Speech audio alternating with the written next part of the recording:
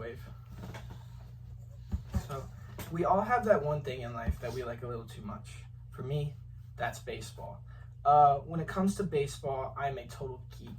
It doesn't matter whether I'm playing the game and I'm trying to improve myself, or I'm taking on more of a coaching role and I'm trying to improve players. Over the past 5 years of my life, I have been a coach at a hitting facility in Dyersburg, Tennessee that has the name of 3C. It stands for Christ, Character, and Confidence. My role here as a hitting instructor is to find out ways to improve athletes' performance, not just in a practice setting, but also in a game. This has led me to try to learn a lot of methods to increase the performance of my players, as well as increasing mine as I'm still playing the game. So today I'm actually going to talk about some technique of baseball. So we're going to be looking at the biomechanics of baseball. We're going to be looking at why people are interested in this, how it impacts players' training, and how it has positively affected athletes as far as performance goes. So let's look at what is biomechanics. Biomechanics is the study of mechanical law in a human organism. This used to be something that was really hard to look at because you had to strap people in wires. There was actually a dude in the 1980s that really tried to start this technology, but he failed due to the fact that it was not applicable to most people. Most people cannot get in a cage or a lab setting and strap themselves with wires in order to get a biomechanical reading of their body.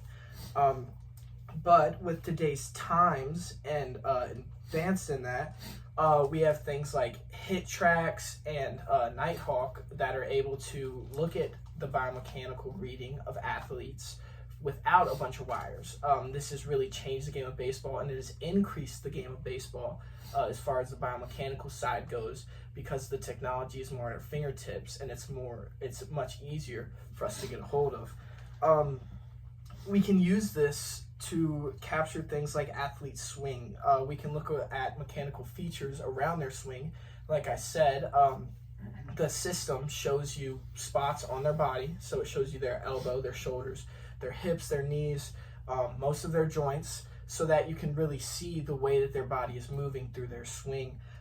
This allows us to help athletes adjust better in their swing because we're able to look at them from more of a scientific perspective than just a field perspective, which most of baseball has been. According to Adam Solario from the Medium Publishing Company, he says biomechanics is a cornerstone for the future players, analysis, and development of baseball.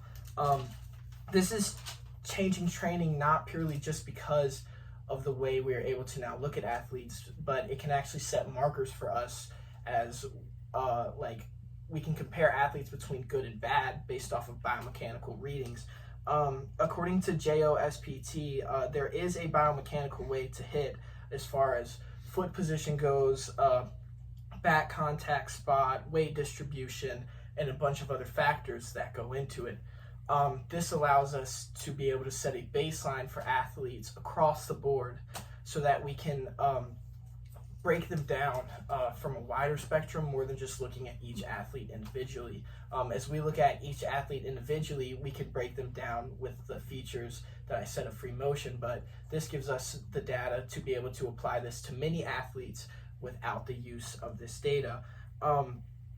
When it comes to actually helping athletes in game, it can be used in a variety of ways. It can be used from more of a defensive standpoint, I guess, from a hitting point of view, where you're able to look at the hitters or the pitchers first. You're able to look at their things like their pitch release, pitch height, spin, the rating of people's bodies, how they're moving, to allow you as a hitter to get an advantage on your competition. As it goes from the other side, as a hitter, you're able to look at your swing actually in between at bats, so you can get immediate feedback of how your body was moving pitch to pitch. Baseball for sure is a game of adjustability. So for an athlete to get this edge of being able to adjust pitch to pitch to create a better outcome is super important. I was actually talking to a lady that worked for the Blue Jays this summer, and she was working with a dude that was playing pro ball, and at the beginning of the season, he was really hot. He was hitting super good. He was lights out. But then about midway through season, he fell in a slump. So he was working with the hitting coaches, trying to get through it, but he just couldn't. So he actually came to her team, the biomechanists that were working for that team, and they asked for a solution to his problems. They were able to look at his biomechanical readings from before and his biomechanical readings at the time, and actually give him a few minor adjustments, something as simple as moving his bat, or maybe it's his foot position, and he actually went out in the next couple games and succeeded. I know what you're thinking. This is a lot of stuff that you probably don't care about, but the most important thing to grasp from this is how much it is changing baseball. We are going to see a huge development in athletes over the years, because like I mentioned, as Adam Solario said, this is the cornerstone. This is the way that the game is shifting. We're seeing a bunch of young athletes starting this young, so their numbers are increasing across the board. We have teenagers throwing 105 miles an hour now because of this. This is going to affect professional baseball too, as we're going to see athletes be able to stay more consistent because of their ability to have biomechanical readings more readily at their fingertips.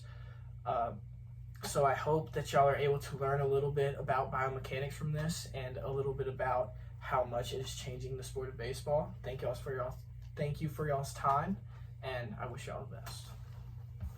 At 6:40, that's good enough.